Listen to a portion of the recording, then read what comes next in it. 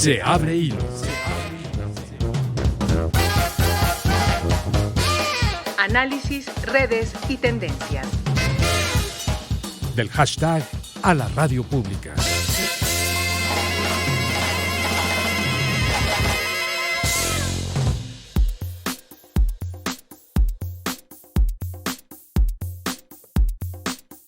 Si la justicia existe, tiene que ser para todos. Nadie puede quedar excluido. De lo contrario, ya no sería justicia. Con esta reflexión del escritor estadounidense Paul Auster, comenzamos nuestra emisión de este 5 de febrero de 2024. Hoy tenemos una emisión grabada en la que analizaremos las perspectivas de una necesaria y viable reforma al Poder Judicial. Soy Víctor Bárcenas y saludo a mi compañera Eliud Hernández en la coconducción del espacio. ¿Cómo estás, Eliud?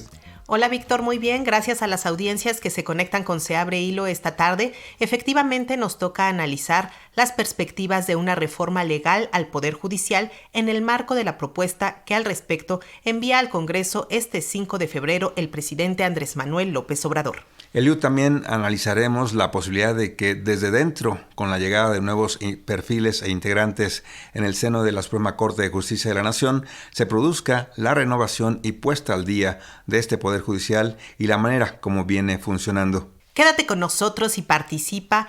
¿Qué esperamos de una reforma al Poder Judicial? ¿Qué se tiene que cambiar para mantener la división e independencia de poderes y modernizar la impartición de justicia? Tus mensajes envíalos con la etiqueta Se Abre Hilo y vincula tus comentarios con el hashtag Reforma Judicial. Lo que dicen las redes.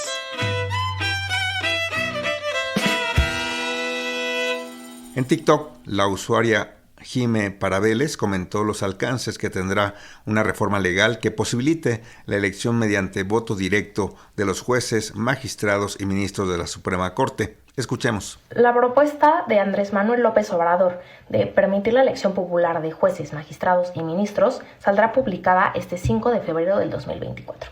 Esto no solo implica que los 11 ministros de la Corte se tengan que someter a elecciones y campañas, sino también los consejeros del Consejo de la Judicatura, los magistrados del Tribunal Electoral, los magistrados de tribunales colegiados y los jueces de juzgados federales. Recordemos que el Poder Judicial es importante, entre otras cosas, para interpretar leyes, para resolver controversias en competencia federal, para intervenir en actos o actuaciones de la autoridad que violen a garantías individuales. Es decir, una de las funciones más importantes del Poder Judicial de la Federación es proteger el orden constitucional. Entonces, la idea de someter a una votación directa a quienes interpretan y aplican la ley puede generar consecuencias graves para el sistema judicial. También en TikTok, Ismael Abogado se pronunció a favor de una reforma al Poder Judicial, pero que sea encaminada para que se reduzcan los tiempos de litigio que padecen actualmente los casos, sobre todo en el ámbito mercantil. La verdad es que México sí requiere una reforma judicial, pero no la que se está proponiendo actualmente de que sean el pueblo quien elija a los jueces. Eso es lo de menos, la verdad no va a ayudar en absolutamente nada. Lo que requerimos es una reforma a los procesos judiciales ordinarios y al juicio de amparo como tal. No es posible que los juicios se alarguen tanto tiempo. Ahorita llevo un juicio oral mercantil, en el cual vamos 3 años y medio y me acaban de notificar la segunda sentencia de amparo que le conceden a mi contraparte y todavía le dejan libertad de jurisdicción a la autoridad responsable, que es un juez de primera instancia en materia mercantil. ¿Qué es lo que va a pasar? Que va a dictar la sentencia. Si a mí me afecta, pues yo voy a ir a un juicio de amparo directo otra vez, o si no, pues mi contraparte. El chiste de esto es que se va a alargar otros 8 meses a 1 año, dependiendo, y pues bueno, ya estaríamos completando casi los 4 años y medio en juicio, y no es el gran juicio del siglo. Entonces, no se pueden eternizar así los juicios. ¿Ustedes qué proponen? También encontramos el mensaje lanzado mediante la red social X por el usuario Cándido el Optimista, quien señaló: reforma al Poder Judicial, reducción del gasto en partidos, eliminación de plurinominales, reforma de pensiones, asegurar la reforma eléctrica, laboral, adultos mayores, etc. Todo esto requiere control de las cámaras, más lo que sea que viene en su plan de gobierno. A través de un mensaje en X, antes Twitter, Raúl Torres comentó: por eso es que se prepara una nueva reforma al Poder Judicial, que no solo lo desata de las cuotas partidistas y de los intereses de la oligarquía, también de lo que más adelante podría convertirse la 4T. La forma más sana de garantizar la autonomía del Poder Judicial es por la vía democrática. Ustedes que nos están escuchando, ¿qué piensan del trabajo del Poder Judicial? Los ministros de la Suprema Corte deberán ser electos mediante el voto popular. Háganos llegar sus comentarios y aportes a este debate. Ponte en contacto con Se Abre Hilo. 55 41 55 1060. Lada 800 080 1060. WhatsApp 5512 33 29 15.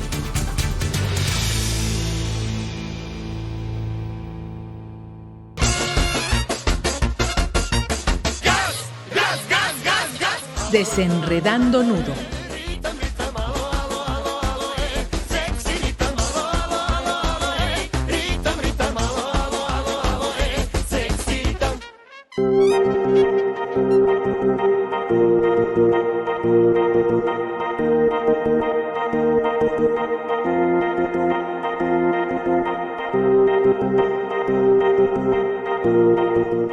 La Suprema Corte de Justicia de la Nación, como máxima instancia de legalidad, tiene la tarea de vigilar que las leyes y actos de la autoridad se apeguen a la Constitución, objetivo trascendental, pero en muchas ocasiones muy alejado a los intereses y necesidades de justicia del pueblo de México. Con 54 años de edad y 28 años de ejercer el derecho, la abogada Lenia Batres Guadarrama fue designada ministra de esta Corte por el presidente de la República en apego al artículo 96 de la Constitución, debido a que el Senado no pudo ponerse de acuerdo para seleccionar a una candidata de las dos ternas que el Ejecutivo propuso.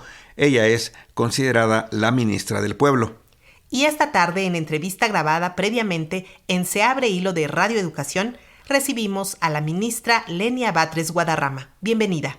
¿Qué tal? Buenas tardes. Aquí saludándolos. Un gusto que nos acompañe, ministra. ¿Le sienta bien ser llamada la ministra del Pueblo en el Poder Judicial, que se ha distinguido por estar lejos precisamente del pueblo en sus resoluciones recientes? Sí, por supuesto, es un compromiso muy fuerte.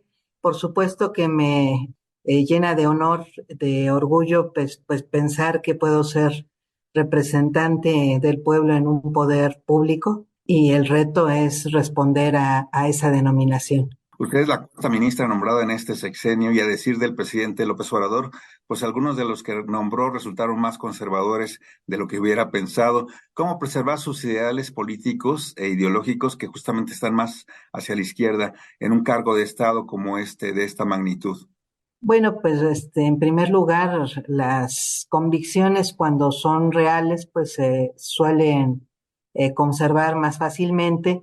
Y en segundo lugar, pues yo creo que siendo congruente con los actos de vida y de servicio público, yo concibo justamente este tipo de cargos como espacios de servicio, como encargos en los que uno debe responder a una misión. La misión en este caso pues está dada en la Constitución Política, y el reto es justamente ayudar a resguardar el espíritu de nuestra Constitución en los actos de esta Corte. Creo que esa congruencia, esa constancia, pues es lo que hace que se resguarde y no olvide uno nunca de dónde viene, que eso siempre es una recomendación de vida fundamental. No olvidar de dónde se viene, lo que se ha sufrido, lo que se ha vivido, y las experiencias que uno mira alrededor de la gente común a la que justamente busco representar en este espacio. Creo que esa memoria permanente es lo que resguarda las convicciones. Ahora bien, algunas voces críticas de su llegada pues consideran que justamente no se va a pegar a la legalidad por este sesgo ideológico. ¿Qué tanto estas voces preocupadas o con una visión más crítica tendrán esta objeción en la realidad? Pues yo creo que no tienen sustento, porque, bueno, la ley tiene una acotación en sí misma, y más bien mi impresión es que quien ha estado estirando el significado de la ley y es más, contraviniéndolo, y no solamente de la ley, sino expresamente de la Constitución, pues no son las personas que tienen algún tipo de identidad política de izquierda. Yo creo que es en primer lugar un derecho de la población el que seamos honestos con estas identidades, porque justamente permiten un actuar transparente de ministros y ministras. Por eso es que simplemente no niego ningún tipo de percepción ideológica, pero eso no significa que no sea capaz de interpretar las leyes y de interpretarlas además en el espíritu del constituyente y en el espíritu del compromiso fundamental que tengo de que se cumplan los derechos humanos colectivos, sociales, como condición para que además la gente, personas, niños, niñas, adultos mayores, en general jóvenes que el día de hoy no tienen acceso a lo que decimos es el ejercicio de la dignidad, que son los derechos individuales, no tienen acceso porque no tienen condiciones mínimas de seguridad social, de trabajo, salud, de educación, para ejercer libertades, como las conocemos, las libertades individuales, pues debemos tener un mínimo de estas condiciones sociales para, para poderlas ejercer. Y mucha gente no la tiene, entonces creo que un compromiso fundamental que se identifica o que suele identificarse con la izquierda, pero que en realidad debería ser un compromiso de servidoras y servidores públicos en general, porque así lo mandata nuestra propia Constitución, creo que requiere este tipo de solideces y de compromisos para resolver conforme a la ley y a la Constitución en ese espíritu originario y en ese contenido que hasta el día de hoy se mantiene. Ministra Lenia Batres Guadarrama, ¿qué oportunidades le brinda también el haber sido enviada justamente a la segunda sala, que resuelve temas más de materia administrativa y laboral, y a la luz de esta situación de evasión fiscal millonaria de muchos empresarios que tienen pues en nuestro país con estas provocando tanta desigualdad social?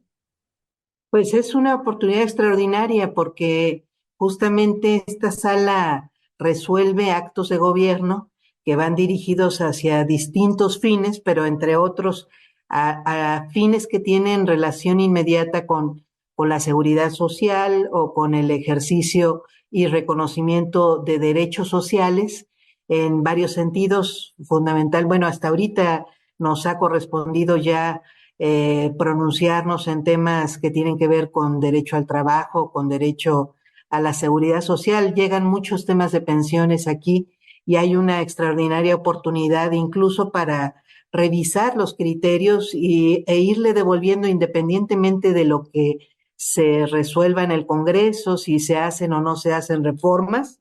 Hay una oportunidad extraordinaria de enriquecer aquí los criterios jurisdiccionales, incluso intentando hacerlos obligatorios para juezas y jueces del país, que ese es el alcance de las resoluciones de la Suprema Corte en estas materias. Entonces, es muy importante por ese lado y por supuesto que comentas del alcance fiscal, pues es fundamental porque aquí se resuelven muchos temas en los que lo que se pelea es precisamente el no pago de impuestos, vía regularizar evasiones o vía franca rebeldía, que puede tener varios nombres legales. Actualmente nuestra Constitución no reconoce ningún derecho a no pagar impuestos. Entonces, hay incluso constitucionalistas que dicen que el pago de impuestos en este momento es la obligación que nos iguala más en términos de ciudadanía a las personas en los países contemporáneos. Entonces, es muy importante porque además, pues sin recursos el Estado no puede garantizar derechos sociales, entre otros a la seguridad social, a la salud, a la vivienda, que son a la educación, los principales derechos sociales. Entonces, sí, efectivamente es muy importante. Bueno, no se diga los derechos laborales, que expresamente también atiende esta segunda sala de la Corte. serán asuntos interesantes que sin duda tendrán una visión distinta a lo que se venía manejando en el ámbito administrativo, laboral y fiscal. Por supuesto, hay una oportunidad que me parece a mí inigualable para ir llevando algunos principios, incluso de convencionalidad internacional, en los que se ha venido avanzando. Las Naciones Unidas tiene, por ejemplo, un comité que ha venido generando jurisprudencia a nivel internacional en materia de ejecutabilidad y justiciabilidad de derechos sociales, que es el Comité de Derechos Económicos, Sociales y Culturales, que me parece que tiene una riqueza fundamental que no ha generado esta propia Suprema Corte en materia de protección de derechos sociales y que parten fundamentalmente del principio de progresividad que ya reconoció expresamente nuestra Constitución en su artículo primero y que significa nada más y nada menos que no se puede interpretar de manera regresiva la ejecución de derechos sociales.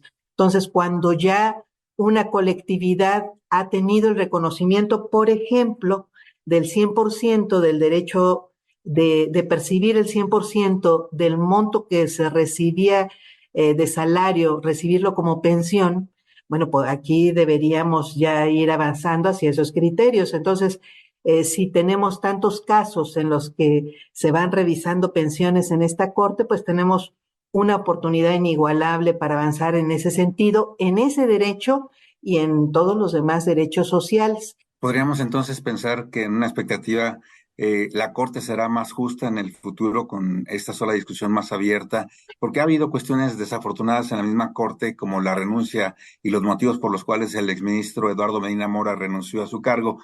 ¿Qué se puede hacer para sanear la Corte de jueces cercanos a intereses económicos más que a las decisiones que apoyan o benefician a la mayoría? Y también lo que tiene que ver con el crimen organizado de estas decisiones judiciales. Se puede hacer mucho. El tema aquí sí atraviesa, creo, necesariamente algunas reformas de carácter legal y, si es posible, constitucional. Se puede hacer mucho, pero cuando no hay desde dentro condiciones, interés, pues tiene que hacerse desde afuera. Entonces yo creo que hay la oportunidad aquí de cuestionarlo.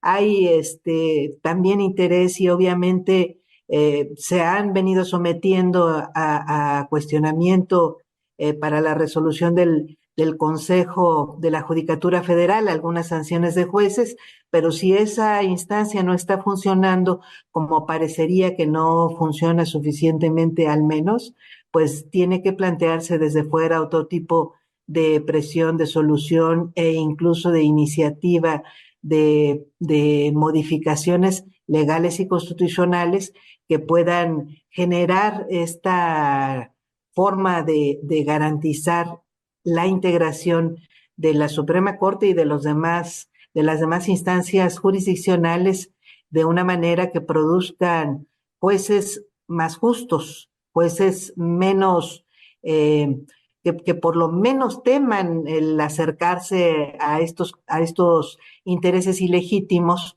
como los del crimen organizado o de grupos económicos, que lo que hacen es bloquear el ejercicio de derechos, que lo que hacen es bloquear la captación de recursos públicos para los fines del propio Estado, que son fundamentalmente brindar servicios públicos y garantizar derechos humanos en términos genéricos y específicamente y fundamentalmente derechos sociales, que son los que requieren el ejercicio de recursos públicos. A esta entrevista se suma mi compañera Eliud Hernández en la pregunta que tenemos para la ministra Lenia Batres Guadarrama. Adelante, Eliud. Gracias, ministra. Pues, ¿qué puede compartirnos de su programa de trabajo en cuanto a justicia social? Ya un poco hablaba de ello, pero queremos que profundice un poco para las audiencias de Se Abre Hilo. Muchas gracias, Eliud. Buenas tardes. Más que hacer un programa de trabajo, porque es difícil en términos de la resolución específica de una o de un ministro, el compromiso es obviamente la aplicación de los principios convencionales. Mencionaba estos que son los más fuertes que tenemos a nivel internacional a través de del Comité de los Derechos Económicos, Sociales y Culturales de las Naciones Unidas. Sin embargo, hay otras construcciones que protegen derechos sociales. Tenemos, por ejemplo, un protocolo aplicativo de estos derechos pendiente para el análisis del Estado mexicano. Pero además tenemos, pues en este momento yo creo que más que ningún otro, la constitucionalización de otros derechos que no habían sido parte de la Constitución, y el reto es en todos los sentidos, tanto de los derechos reconocidos internacionalmente como de los derechos sociales que ya estaban en la Constitución y de los nuevos derechos sociales, pues la construcción de criterios que afiancen su aplicabilidad. Tenemos una enorme cantidad de criterios dirigidos a garantizar, por ejemplo, la libertad de expresión o dirigidos a cuestionar diferentes vicios que se dan en la aplicación y en el ejercicio de la libertad de expresión, fundamentalmente nuestro derecho internacional de los derechos humanos ha trabajado mucho para cuestionar a las grandes corporaciones que terminan evitando el ejercicio de la libertad de expresión. Bueno, hay ya cuestionamientos también respecto de otros derechos que tienen que ver alrededor del libre mercado o del comercio y que se relacionan con los derechos individuales relativos a diversas materias que se llegan a expresar en el propio mercado, pero tenemos muy poca construcción de estos criterios para garantizar derecho a la vivienda. Tenemos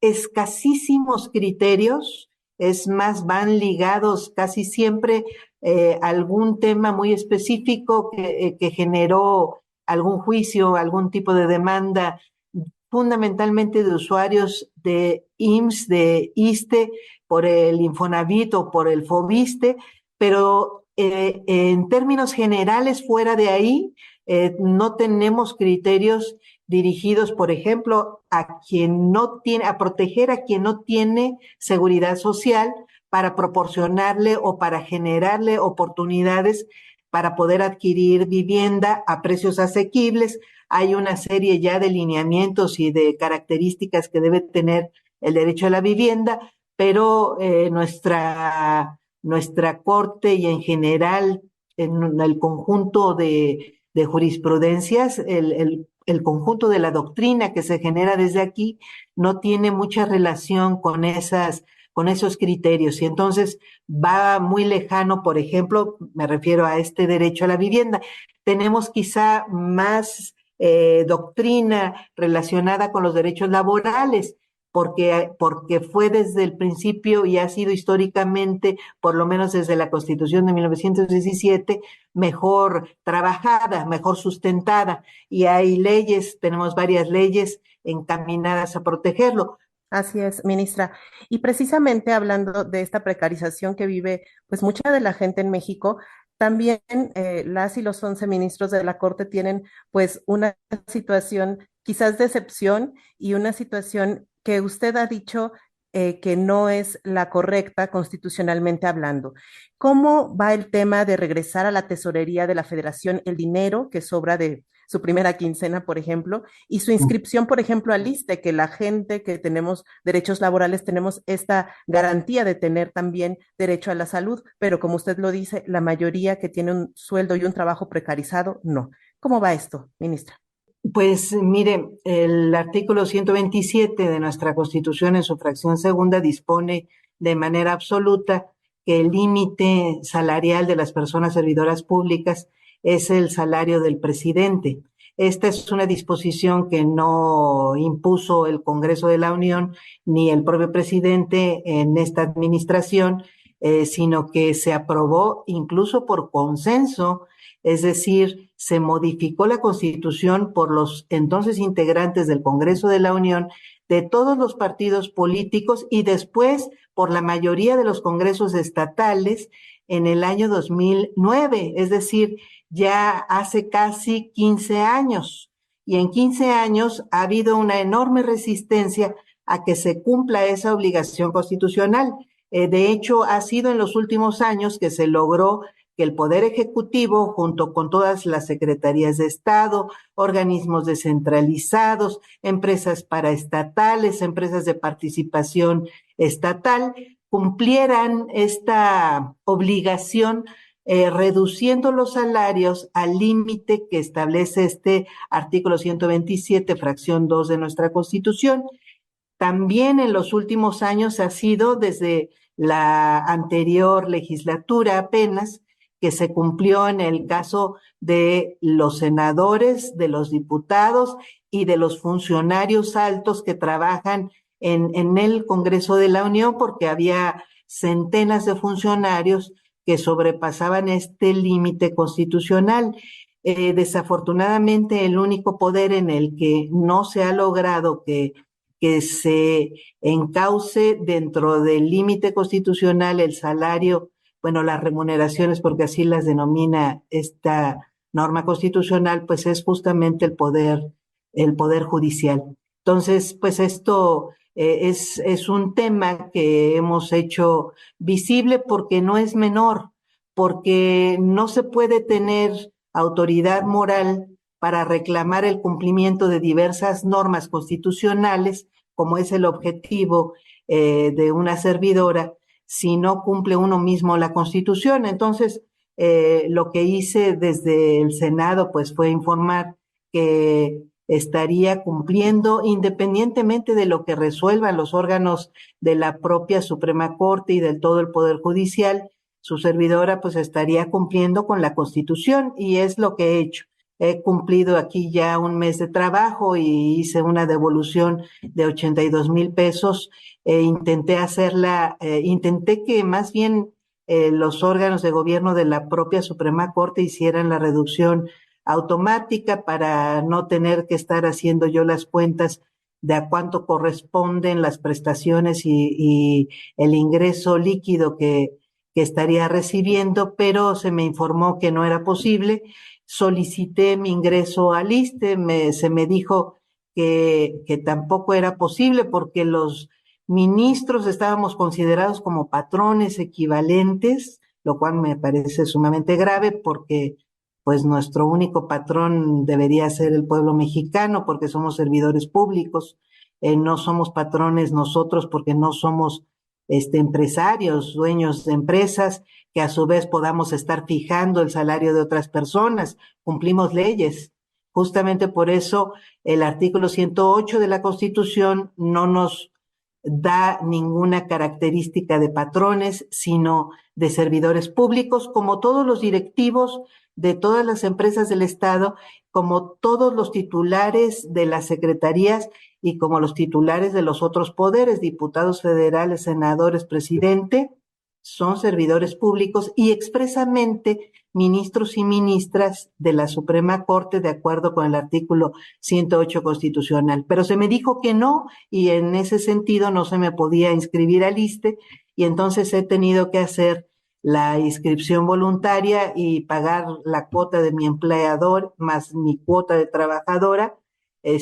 No es tanto dinero, afortunadamente, como representan los seguros privados, que no he recibido ni voy a recibir, y con eso estoy generando pues un ahorro importante para el erario público, además de los 82,000 pesos que regresé, que ahí todavía no consideraba el pago al ISSSTE, pues voy a estar pagando a ISSSTE y pensión ISSSTE, ya ahora que me inscribí, voy a estar pagando 7,000 pesos más o menos al mes.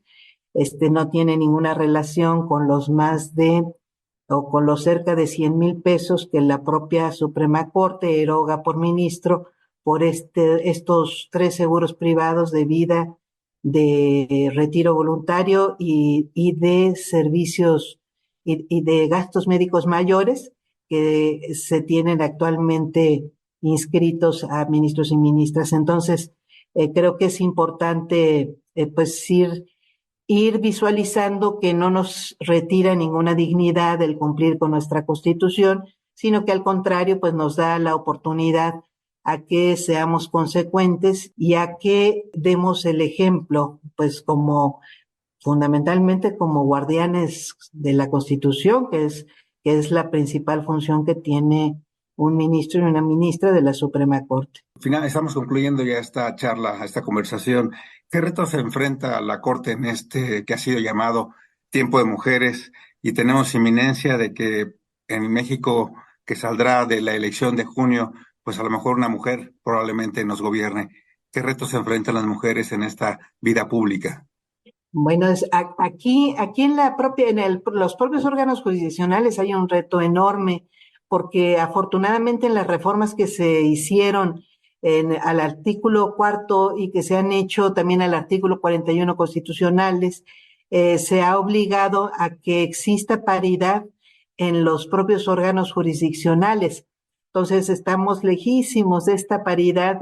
Todavía no logro saber a ciencia cierta de todos los órganos jurisdiccionales el grado de avance, pero ahí es muy probable que no estemos llegando ni al 20% de mujeres juezas de la totalidad de jueces y juezas en nuestro país. Hay un reto interesante, obviamente que, bueno, esta paridad pues no representa automáticamente nada más que la oportunidad de las propias mujeres en condiciones de igualdad que los hombres en transmitir y ejercer este servicio público de tipo jurisdiccional. Hay retos todavía más grandes que son los que representan pues que esas juezas y los jueces, es decir, mujeres y hombres que ejercemos esta función, pues también miremos en condiciones de igualdad a hombres y mujeres y a cada segmento de nuestra sociedad, que los miremos a la hora de resolver las sentencias. Hay muchos temas que implican esta igualdad. Aquí se ha venido avanzando de manera muy interesante. Yo diría que en estos temas no hay tanto rezago como en otros temas sociales. Afortunadamente hay un compromiso que creo yo es bastante visible, porque sí ha habido un criterio positivo al considerar, por ejemplo, en las propias pensiones y en los derechos de pensiones a las concubinas, fundamentalmente mujeres que son las que han ocupado esta función y que requieren una protección casi siempre posterior, ya sea a la muerte de la persona con la que tenían la relación de concubinato, a veces porque hay hijos o a veces porque simplemente se quedan sin hogar o sin una relación de dependencia económica cuando la hubo y la propia mujer hizo, por ejemplo, funciones de trabajo en el hogar. Bueno, hay ya bastantes criterios y hay unas condiciones, creo que muy favorables para resolver en estos temas. Entonces, creo que hay conciencia, afortunadamente, también socialmente se ha avanzado bastante para presionar. O sea, hay un contexto positivo de presión hacia el avance de estos temas. Entonces, la oportunidad tanto de resolver como de visualizar esta igualdad en términos profesionales y en términos jurisdiccionales es muy grande. Y bueno, pues nuestro país creo que está más que en mejores condiciones de seguir avanzando hacia los temas de igualdad de género, y hay esas condiciones, ese contexto favorable para ello. Así es, ministra. Pues no nos queda más que agradecerle este tiempo para las audiencias de Se Abre Hilo de Radio Educación. Mucho gusto, Eliud y Gracias. Víctor, por estar con Encontramos ustedes. como en redes sociales, ministra. ¿Tiene redes sociales? Sí, estoy como Lenia Batres, tanto en X, antes Twitter, y en Facebook y en TikTok estoy como Lenia Batres. Estaremos siguiéndola entonces y pendientes de sus resoluciones. Un abrazo. Hasta luego. Muy buenas tardes. Siguiendo Hilo.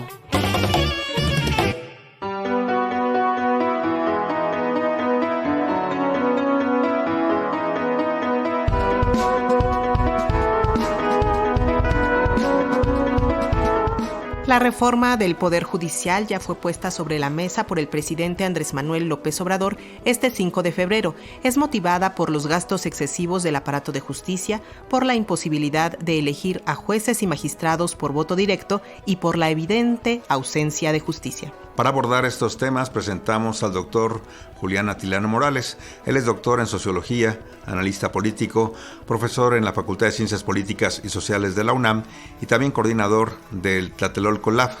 Doctor, bienvenido. Muy buenas tardes. ¿Qué tal? Buenas tardes, Víctor. ¿Cómo estás? Elio, un gusto. Gracias. También nos acompaña el doctor Antonio Salcedo Flores, académico e investigador en la División de Ciencias Sociales y Humanidades de la UAM Azcapotzalco, autor del libro La insuficiencia de la ley para la solución de problemáticas jurídicas complejas en nuestro país. Bienvenido, doctor. Buenas tardes. Gracias por la invitación. Aquí estamos. Sin duda es una confrontación que hemos visto entre el Poder Ejecutivo y el Judicial. El presidente incluso asegura que el Poder Judicial está podrido. Doctor Atilano, ¿usted comparte este diagnóstico? Sí, justo hace unos días el presidente usó ese calificativo, ha usado otros, ha llamado incluso hipócritas a algunos de los ministros, como es el ministro en retiro Cosío. Más allá de los adjetivos, que me parece que esos pueden sobrar, sí me parece que hay una tensión, es evidente, entre el Ejecutivo y el Judicial, y pues más allá de esta pugna que también algunos medios han tratado como de ensalzar, sí llama la atención, y con esto quisiera comentar, cómo pues básicamente las grandes reformas que ha propuesto el presidente López Obrador han sido pues desechadas por el propio Poder Judicial. Hace unos días la ley eléctrica también fue desechada, ya no hablemos del Plan B o la reforma en materia política electoral, y entonces lo que vemos es que, o pareciera, al menos de manera superficial, antes de entrar en los detalles, que pues está votando pues prácticamente, si no de forma unánime, porque no es de esa manera, pero sí como si hubiese una consigna. Me parece que la política ha entrado en las decisiones del Poder Judicial. Así es. Doctor Salcedo, ¿cuál sería pues su primera evaluación de esto que está sucediendo en esta pugna ya entre el Poder Judicial y el Poder Ejecutivo? ¿Cuál es la jugada política del presidente al enviar esta propuesta cuando no tiene la mayoría calificada en el Congreso de momento? Bien, el titular del Ejecutivo intentó hacer reformas, intentó hacer modificaciones que se acomodaran a su plan de desarrollo sexenal. Hubo algunas reacciones por parte del Poder Judicial Federal. La Suprema Corte de Justicia estuvo deteniendo parte de estas iniciativas y la reacción del titular del Ejecutivo es descalificar, es desacreditar, a veces sin mucho fundamento, a veces sin muchos elementos de juicio.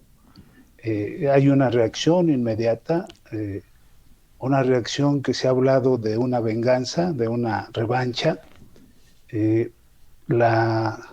El último examen universal de la ONU recomienda que se tenga prudencia, que se tenga cuidado y que haya independencia judicial. Nosotros tenemos una república, tenemos una federación.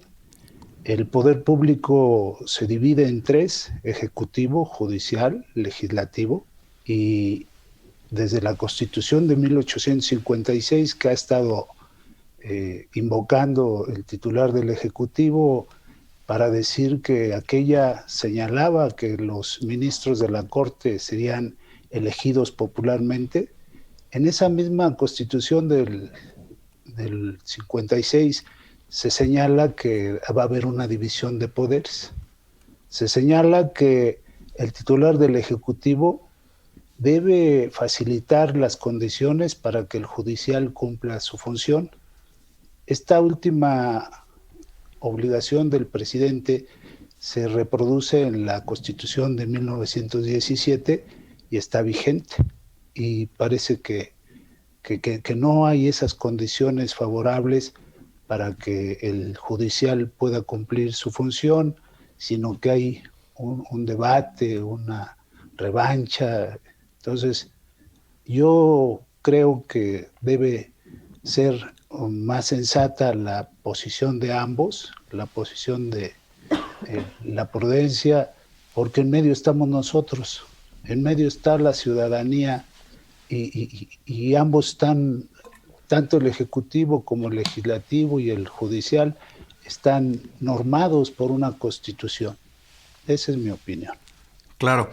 Doctor Julián Atilano, sin duda esta propuesta que hace el presidente para la reforma al Poder Judicial, que se conoce a partir de este 5 de febrero, pues implica un cambio con mayoría calificada, que implica también el respaldo de 3/4 partes de los votos. No se tienen por el momento, tendría que convencerse a los partidos de oposición para que transite esta reforma, y que incluso maneja el asunto del voto directo de jueces y magistrados.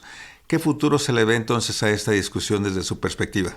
Mira, ningún partido en sí mismo puede tener la mayoría calificada a partir de las recientes reformas. Sin embargo, sí es posible hacerlo en coalición con otros partidos, puede ser incluso con la propia alianza que haga Morena.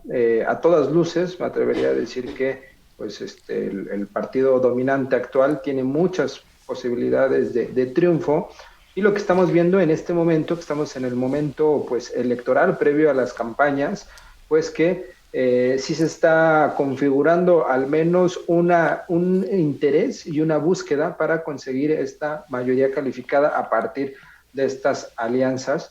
No es complicado, no es difícil, es más, en 2018, a partir del triunfo de Morena, en este caso, se consiguió la mayoría calificada en diputados gracias a la coalición. A partir de eso se pudieron aprobar distintas reformas, entonces no es distinto. Yo me atrevería a decir incluso que es más probable que Morena y sus aliados tengan más votos en 2024 que en 2018 por algunos factores. Uno de ellos es que cuando López Obrador fue candidato, no gobernaba Morena ni un solo estado, ninguna sola entidad, y ahora se gobiernan 23 entidades con la coalición con el Partido Verde. Esto significa, en términos llanos, la posibilidad de movilización incluso de los propios gobernantes en las entidades.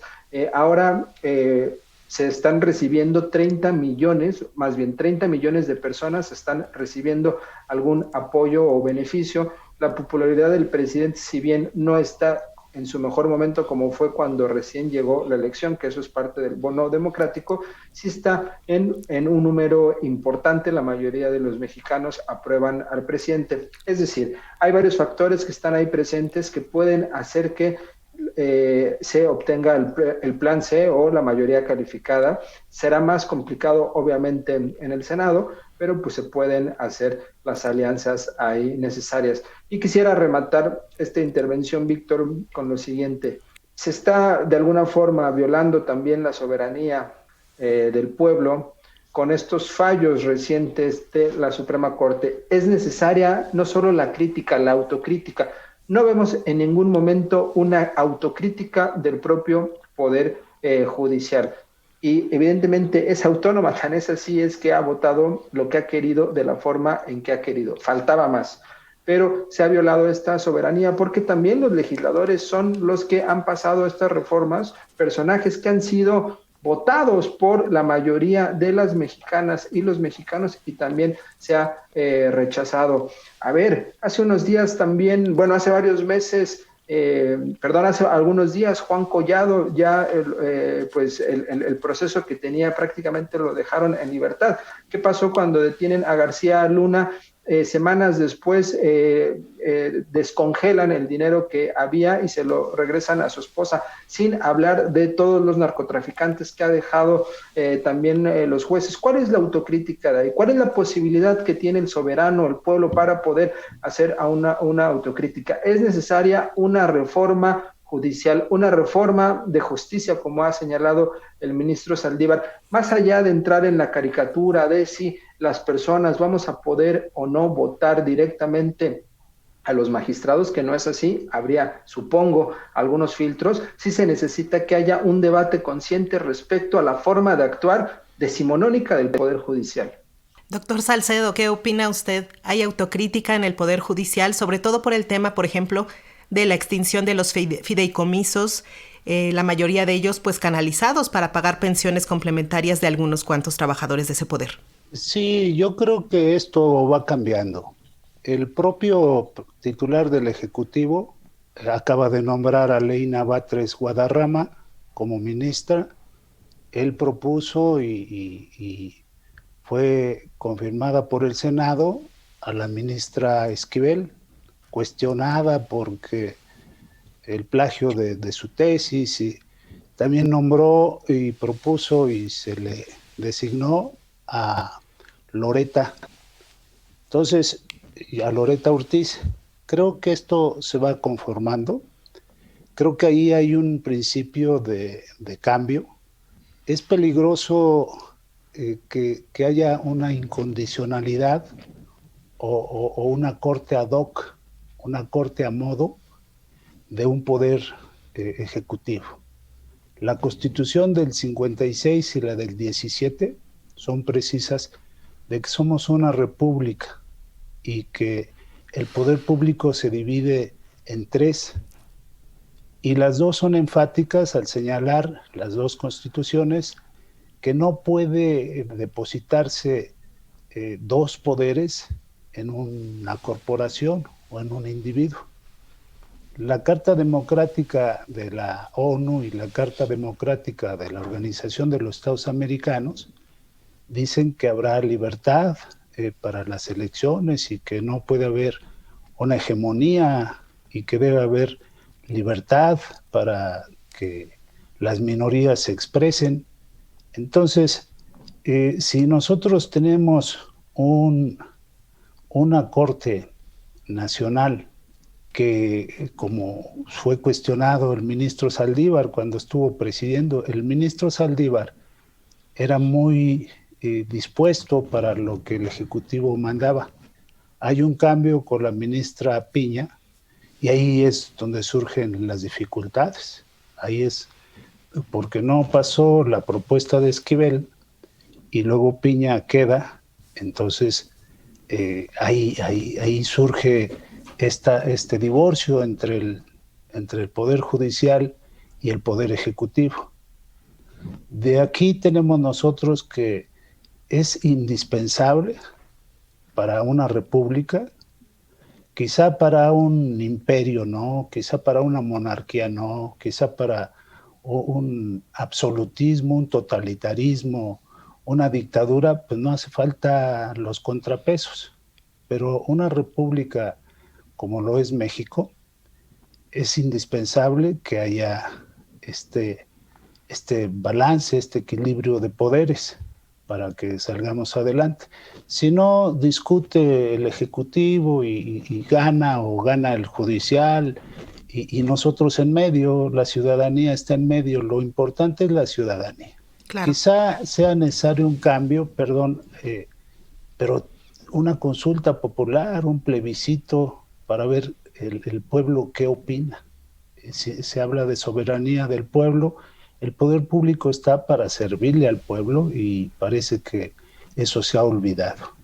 Claro, en el deber ser y más allá del formalismo de lo que se esperaría de esta división de poderes, lo que vemos también es una realidad de que tanto el Poder Judicial tiene intereses propios que obedecen no solo a lo que implica lo que requiere la población en general, sino intereses focalizados en lo que necesitan los empresarios o los que necesitan ciertos sectores de la población. Doctor Julián Atilano, ¿cuál es el interés que puede marcar lo que actualmente define la Corte en sus últimas resoluciones? Son autónomos, por supuesto, del poder ejecutivo, pero no lo son del poder económico. La Suprema Corte está pues prácticamente subordinada a las decisiones del poder económico. También me llama la atención que no se hablaba de un supuesto o una pretensión totalitaria, autoritaria, con la reforma del 94 de Zedillo, en donde prácticamente cambió a todos los ministros. Es más, ni siquiera se discutió. Imagínense que eso ocurriera en este momento. ¿Qué tipo de adjetivos se usarían para nombrar al presidente? En ese momento ni siquiera se discutió como se está discutiendo actualmente, cosa que aplaudo, cosa que me parece muy sensata que en este momento la gente, nosotras y nosotros estemos opinando y hablando sobre lo que está sucediendo. reitero, no ha habido ninguna autocrítica del Poder Judicial. Parecería que todos los adjetivos se cargan hacia el Poder Ejecutivo, pero nunca hablamos del Poder Judicial, y lo que les ha ayudado también es la propia invisibilidad que ellos han construido. Si hiciéramos una encuesta en este momento, ¿cuántas personas, cuántas mexicanas y mexicanos sabrían los nombres de al menos una ministra o un ministro? ¿Y qué quiere decir esto? Que al actuar en total impunidad no tienen consecuencias frente a la gente, frente a la opinión, porque siguen siendo ellos cómplices también. Repito, ¿qué sucede cuando un juez libera a un narcotraficante? ¿Cuántas veces hemos visto que distintos jueces un viernes o un domingo en la noche libera a algún narcotraficante? Lo de Juan Collado, lo de la ley eléctrica. A ver, entendamos esto. En 2018 hubo un mandato popular que puso a una persona, a un presidente en el gobierno. También votó así a favor del propio legislativo, y tienen la legitimidad estas personas, no solo por mandato constitucional, sino también una legitimidad propia por la voluntad popular para tomar decisiones. Quienes votaron en 2018 por López Obrador votaron para que cambiaran muchas cosas, para que hubiese una nueva ley eléctrica, por ejemplo. ¿Y cómo es posible que ahora la Suprema Corte de Justicia la deseche? ¿Con qué argumentos? Los que han puesto sobre la mesa es que eso omite y evita la libertad, principios propios del liberalismo, incluso económico y judicial. Son debates. No hay consensos respecto a esa situación cuando hablamos que pueden existir también monopolios del Estado, cuando estos favorecen a la soberanía popular, y sobre todo cuando son a partir de bienes estratégicos nacionales. Parecería entonces que lo que dictamina la Suprema Corte simplemente es escritura en piedra, pero es polémico también. Dentro del propio derecho hay varias formas de discutir y de pensar. Hay distintas tradiciones y que se tienen que reflexionar. Así es, y sin duda debe haber un equilibrio de poderes, como lo decía el doctor Antonio Salcedo, porque al final de cuentas quienes estamos en medio, pero también quienes decidimos por este país, somos las y los ciudadanos. Un factor, doctor Salcedo, de controversia entre los poderes ejecutivo y pues el judicial es la prisión preventiva oficiosa. Las reformas al Poder Judicial deben profundizar, a su parecer, en la derogación, proscripción de este recurso, que es contrario, ya por decirlo menos, a lo que ha dicho el Grupo de Trabajo sobre Detención Arbitraria, el Comité contra la Tortura, etcétera. ¿Cuál es su percepción al respecto? Porque también por algo existe esta división de poderes. Zedillo en 1994, después de una cumbre con Bill Clinton, llegó al país de México y desapareció la Suprema Corte de Justicia. Ahí escribimos algo sobre eso en alegatos de la UAM, en el cotidiano de la UAM. Fue un golpe de Estado prácticamente. Y sí hubo reacción por parte de la UAM. Hoy la prisión preventiva oficiosa ha sido juzgada y ha sido condenado el Estado mexicano. Empieza un juicio ante la Corte Interamericana de Derechos Humanos el 1 de mayo de 2021 y concluye el 7 de noviembre de 2022, y tanto el Poder Ejecutivo como el Poder Legislativo como el Poder Judicial fueron condenados en esa resolución. No se ha cumplido en una sexta parte. Si hay una necesidad de autocrítica, el Ejecutivo no ha hecho una autocrítica, y no esperemos que en estas circunstancias y con estas personalidades lo haga. Pues sin duda son muchos los aspectos que implican esta reforma al Poder Judicial, y nosotros agradecemos esta tarde al doctor Julián Atilano Morales y también al doctor investigador Antonio Salcedo, que nos hayan aportado su visión de lo que implica esta discusión que está pues por venir a través de lo que discute el Congreso. Muchísimas gracias a los dos por acompañarnos esta tarde aquí en Se Abre Hilo. Muchas gracias. ¿Cómo les encontramos en redes sociales? En la UAM me pueden encontrar, les agradezco la oportunidad, y creo que todos estamos trabajando, Atilano, Eliud, Víctor, Paco, un servidor, por la ciudadanía. la ciudadanía queda en medio de esta vorágine de discusiones, pero tenemos que ver por el auténtico pueblo. Así es, doctor Atilano, redes sociales. Muchas gracias, Eliud, Víctor, doctor Salcedo, en @JulianAtilano en Twitter, y coincido en que es importante abrir los espacios y discutir este tema. Puede ser un tema tan pantanoso como queramos o tan claro como lo decidamos. Claro que sí. Muy buenas tardes. Se abre hilo. Análisis, redes y tendencias. Todo este equipo de periodistas consciente de la importancia de tener información cierta y verificada en estos tiempos, les damos las gracias por escucharnos. Participamos en la producción e investigación Francisco Muñoz. Manejo de redes sociales Ángeles Hernández. Asistencia de producción a cargo de Janik Chel López. Ingeniero de audio y control técnico Alejandro Ramírez. En las llamadas y mensajes por WhatsApp, Jocelyn Vega. En el guión y la conducción nos despedimos esta tarde. Eliud Hernández y Víctor Bárcenas. Les esperamos la próxima semana aquí en la frecuencia de Radio Educación. Pásenla lo mejor posible. Le invitamos que a partir de febrero se llevará a cabo la retransmisión de Se Abre Hilo todos los martes a las 22 horas en el 1060 de AM.